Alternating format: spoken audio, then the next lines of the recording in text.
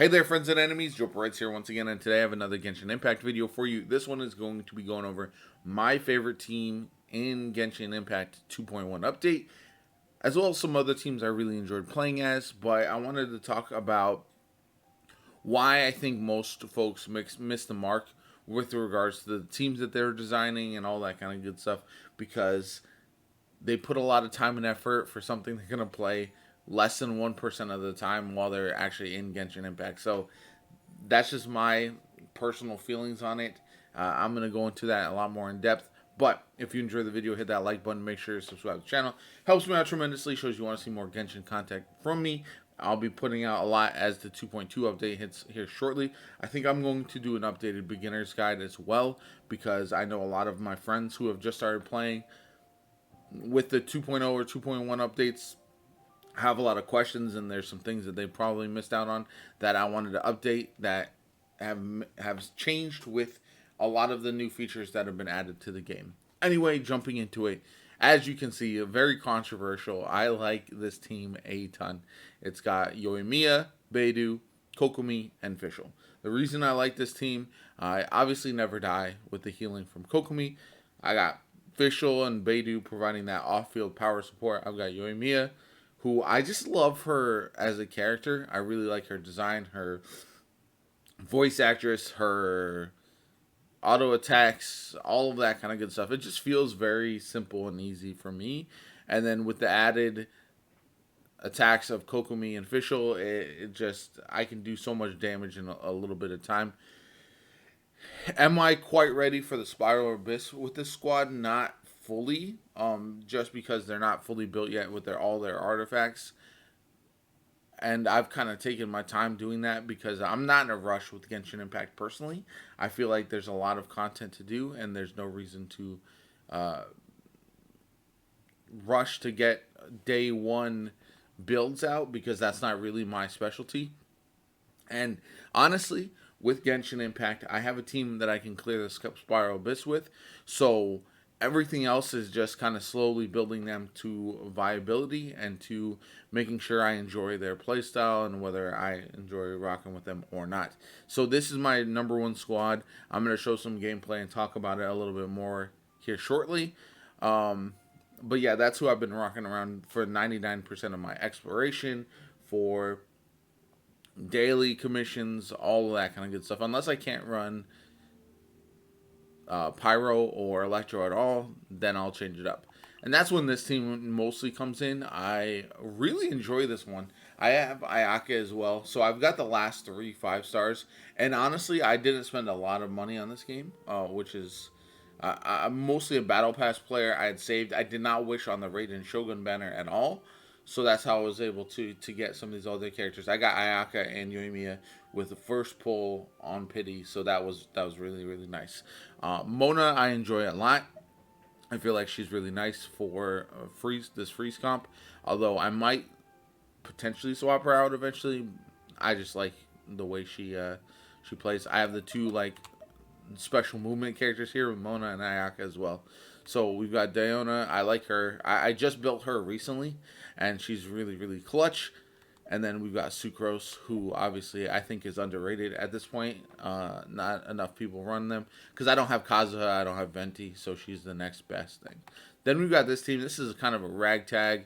Kaching and Xingqiu do like pretty much all my damage on this team, but I do like running Jean and Aloy. I play on PS5, so because of that, having Aloy be on my squad with her Predator bow, which again still isn't the best, but she's fun to use, so I do try to use her as often as possible, and I'm still working on building her as well, because I think ultimately I like having characters. I like having a versatility of characters. And then we've got like a absolutely S tier squad: Ganyu, Zhongling, Bennett, and Zhongli. So this team can beat basically any content in the game, and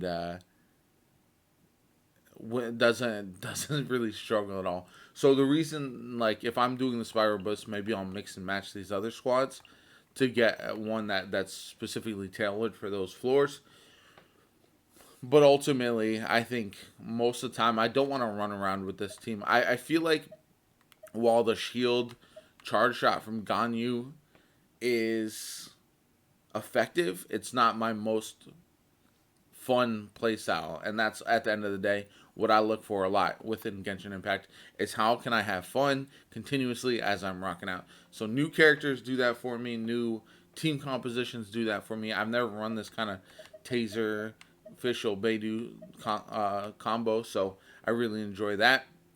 And again, I think Kokumi is a character who I just like her aesthetic. I like her attacks. I like everything. So she's the perfect foil for Yoimiya's cooldown, in my opinion. When her auto attack is not pyro infused, you can switch to Kokumi and then throw on her ultimate, and it kind of works out pretty well. I'm going to show some gameplay and keep talking here in a minute.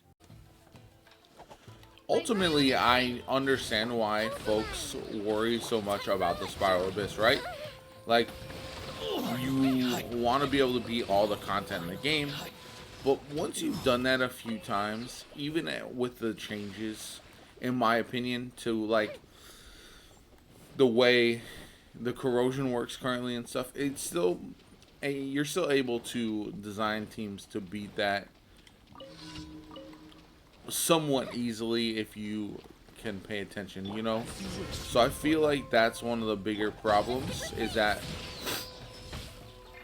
we have a lot of people who feel like they won't be able to beat content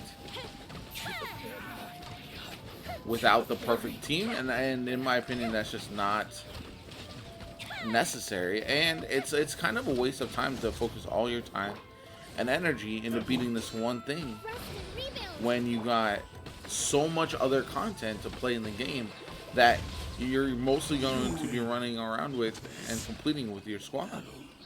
It just, the focus should be on fun. I do this a lot in Destiny 2 as well, and other games that I play, and that is, I hard focus on the most fun builds in the game and try to make them viable.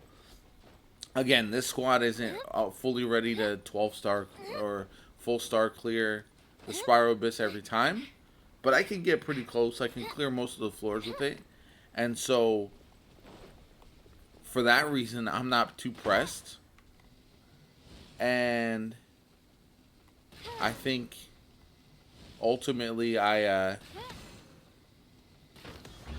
am going to continue to be able to play all the content I really want to with these characters and enjoy it and not have to stress.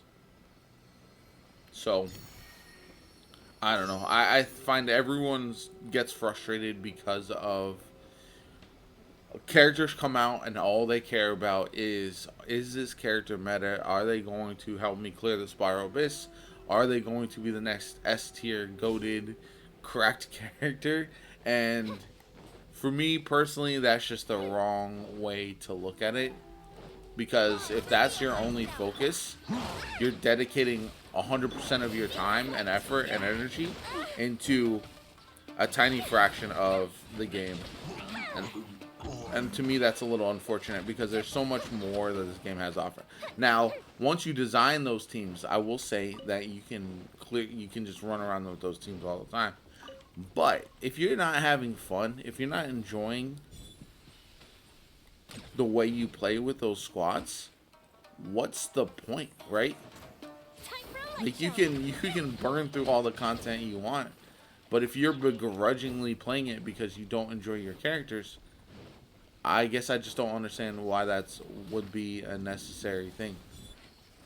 Personally, I don't. It's not my jam. So I don't know. Maybe I see things a little bit different than everybody.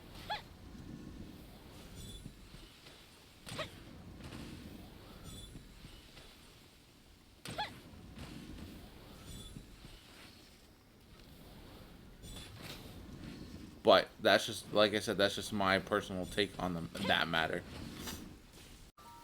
I think another part of the reason I really enjoy a team like this is the variety that I can really rock out with them. I can clear basically all enemy types, you know what I'm saying? Even though some of them are not going to be ideal, like being able to use Kokumi for her take down those pyro shields, or then you can switch to Yoimiya, use that for that. Like, it just makes it so easy to clear everything around the world and not have to worry about flip-flopping, because I only have one character that can really do DPS plus a sub DPS, and it's all kind of based around my one character leading the charge. And if they're like, that's one of the major problems I have with freeze builds, is there's a lot of cryo or non-freezable enemies around, and when there is, unfortunately, then I have to switch tactics, because I just can't run them all the time against those types of enemies. Now, a major part of why I wanted to make this video is for several specific reasons, and those are basically that I had a bunch of people come in the chat when I was wishing for Kokomi and be like, why? Why are you wishing for this character? I heard she's really bad. There's no reason to wish on her. She is a trash tier character. I understand that. I get folks not really wanting her, not wanting to play as her, not feeling like she's going to be a good character. That's fine. I'm all for people playing the game how they want and enjoying the characters how they want. But I think, like I said, folks get too worried about what can only clear the top end content. By the time you've been playing for a year of Genshin Impact, like I have, you can have a squad already for all of that. I don't need to wish on characters who are only going to be the top 1%. Our next several banners are all going to be reruns in 2.2 with Child, Tartaglia, and then Hu Tao. And I don't know if I want to wish on either, because I don't know if either is going to be an upgrade and worth the time and energy I put into it. A lot of it's going to depend on what 4 stars are with them. Child would be really fun in a lot of various team compositions, but I can kind of use Kokomi, and I just enjoy her playstyle. I can kind of use Mona. I can use Xingqiu. I don't really need Child. Hu Tao. I have Diluc. I have Keqing. I have Yoimiya. I have Ayaka. I have plenty of DPS. Am I able to put out that one shot, crazy, insane, nuke everything damage? No, not all the time, right? But does that really matter in most of the content? And does it even hamper me from clearing? I have Ganyu. Obviously, she's insane DPS.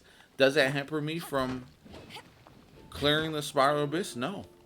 So if I can already clear the Spiral Abyss pretty consistently, and I have squads that I enjoy playing, why would I wish on characters just for the meta when I can just add new fun and new flavor into the team? Now, if there are some cool 4-star characters on those banners and I really like them, and I wish, and I get Child and I get Hu Tao, I'll probably really enjoy playing as them, honestly. They look like really fun characters. If I had had them from the beginning, just like Keqing, they might be or as when they dropped, they might be some of my favorite characters in the game right now. Like Keqing is. I know she's not meta. I know Yoimiya's not meta. And I know Kokomi's probably never going to be meta. But none of that has now or will ever bother me, because ultimately I am able to clear the content. I'm able to have fun with the game, and I'm able to enjoy the characters that I want to enjoy, and not let other people tell me why I should or should not enjoy those types of characters. And that's what I think my message is to all of you folks, is that if you want to love a character, if you want a character to build a character, if you want to be a Xinyan main, be a Xinyan main. If you want to be a Kokomi main DPS, if you want to be a Barbara main DPS, do it, right? Ultimately, you can probably find a way to clear the 12-star clear or 9-star clear, not a Spiral Abyss, each and every time with those off-meta characters if built properly. So build them, play the characters you want to play, and stop being defined by the meta. Do you want to clear it in 2 minutes and not stress about it whatsoever? Fine, right? Build your meta teams. That's all well and good. There's no reason for you not to if that's the way you enjoy playing. But don't be discouraged from finding the teams that you love, that you really enjoy, that you want to rock as, and running those consistently if that's what you want to do. And that's how you want to play the game, and that's what's going to keep the game fun for you. Because I feel like for a lot of these players who are so focused on just the high end, the top tier, the uh, most meta team compositions, they lose that fun and that spark quicker than those who are just trying to have a good time with the game. And that's just a personal opinion from what I've seen people who are chasing those meta teams. I guess if you're a whale, then that's what you're in for. But if you're a new Genshin player, if you're a longtime Genshin player who maybe is losing the spark, not really enjoying the game as much anymore, then I would advise you to try to play for fun and not play for the meta anymore if you can help it, if that's what you want to do. Vote for or pull for the characters you really want. Skip the characters you don't care about, whether they're meta or not. I regret not pulling for Kazuha because he looks like a lot of fun, and he was one of the very first characters who folks were telling me at the time of his release that he was not going to be good, or he was not going to be meta, or and I skipped him, and I've regretted it ever since. And because of that, I won't listen to the the loudest voices who are telling me a character is good, bad, and different. I'll learn how to build them myself and figure it out from there. Anyway, if you enjoyed the video, hit that like button. Make sure to subscribe to the channel. Helps me out tremendously. I'm not trying to be negative on anyone else's opinion of the game. I just personally feel like there's a lot of people who probably want to play this way, and just wanted to voice that because not pulling for the characters that look like a lot of fun is very, very unfortunate, and I'll never make that mistake again, and I don't think you should either. Anyway, my name is JoPaWrites. I hope you enjoyed the video, and I'll catch you all later.